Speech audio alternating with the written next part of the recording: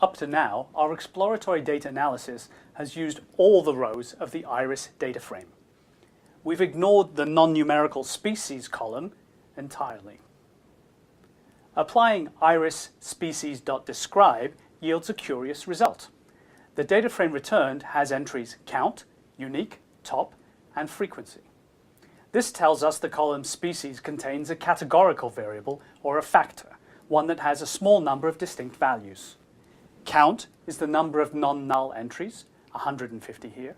Unique is the number of distinct values or categories, 3 here. Top is the most frequently occurring category, Setosa, but it's a three-way tie in this case. Freak is the count of the most frequently occurring category, 50 here. Applying the unique method to the series iris species returns an array with 3 distinct values, Setosa, versicolor, and virginica. Knowing that there are 3 different factors, it makes sense to carry out EDA separately on each factor. We can extract rows corresponding to each species by filtering. We first define a logical series indices in which the species is Setosa. We slice on those indices and get a new data frame, Setosa. We repeat this process to assign new data frames Setosa, versicolor, and virginica. We can verify the new data frames all have unique distinct values in their respective species columns using the unique method. That being the case, the species column can be deleted from each. Actually, in this non-representative case, extracting factors is atypically easy. The original observations are sorted by species in the data frame iris, so we could split by species without filtering. We see this because the indexes for Setosa, versicolor, and virginica are the integer ranges from 0 to 49, 50 to 99, and 100 to 149 respectively. It is possible to reassign the indexes, but we're not concerned about that here. In a later Pandas course, you can learn better tools for performing group by operations to extract factors. Let's repeat our EDA on individual species rather than the entire data set. Notice, we plot all histograms in one figure. We pass optional bins and range arguments to hist. We use transparency alpha equals 0.3 to help visibility. This is the histogram of the entire data set. Notice it's a bit messy with all of the histograms overlapping. We can make up similar plots for each species. Here are the related commands for the Setosa data frame, for the versicolor data frame, and for the virginica data frame.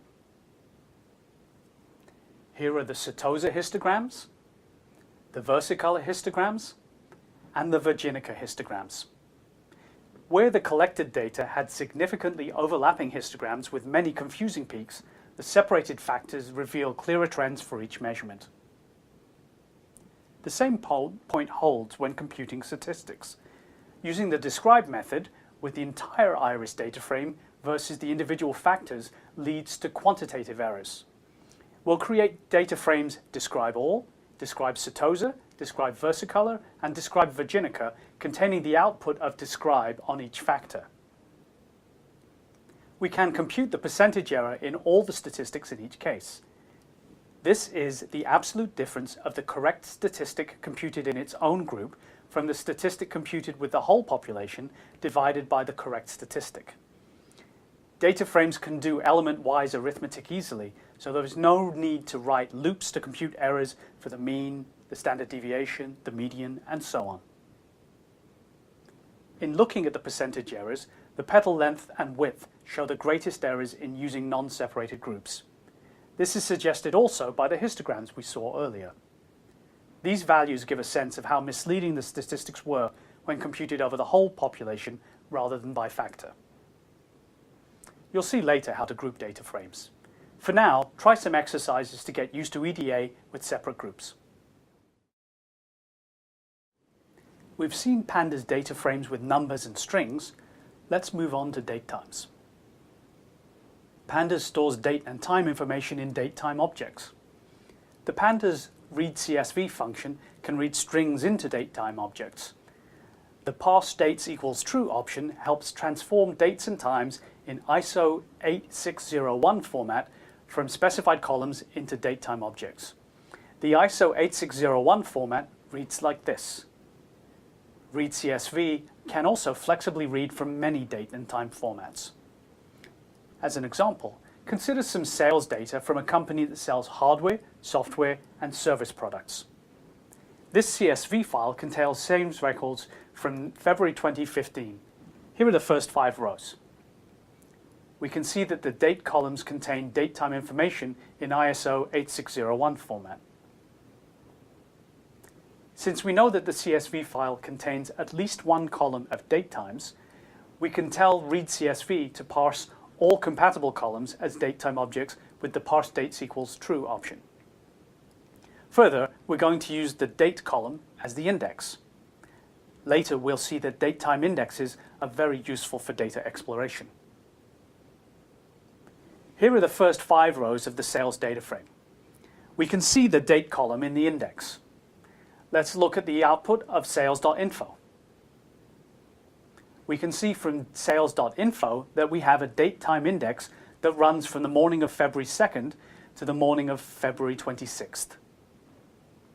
Remember, the .log accessor can be used to select data by row and by column. With date times in the index, we can use very sophisticated selections. For example, we can select the company that made a purchase on February 19th at 11 a.m. by selecting the full date-time string and the company column name. When using date-time on the index, Pandas provides convenient ways to select multiple rows. Let's try selecting February 5th. Here, we have 2 rows for the 2 sales events that occurred on February 5th. Notice that we did not specify a column name, so all of the columns were returned. This is called partial string selection, and Pandas supports this in a number of different ways. These are a few alternative formats to select February 5th, 2015. Pandas also allows partial selections for entire months or entire years. Here's the whole month of February 2015. Lastly, we can slice between partial date-time strings by providing a start and a stop string separated by a colon. For example, we can select all of the rows within a 4-day window. The Pandas toDatetime function can convert strings in ISO 8601 format into Pandas datetime objects. For example, here's a few entries from the evening of February 11th. We sometimes need to re-index a series or a data frame. Re-indexing involves providing a new index and matching data as required. Here, the re-index method returns a new data frame with the 4 rows corresponding to the times in the evening to 11. 2 matching entries from sales are found at 2000 and 2300 from the evening of February 11th. The remaining times in evening to 11, namely 2100 and 2200, are filled with NaN by default. When using re-index with missing entries, we can override the default behavior for filling with NaN. Using the argument method equals ffill, which means forward fill, the empty entries are filled using the nearest preceding non-null entry in each column. We can also specify method equals bfill for backward fill, the opposite of forward fill. Which is better depends on the context of your data processing task, so Pandas gives us some flexibility. Now it's your turn to practice working with date times and Pandas series and data frames.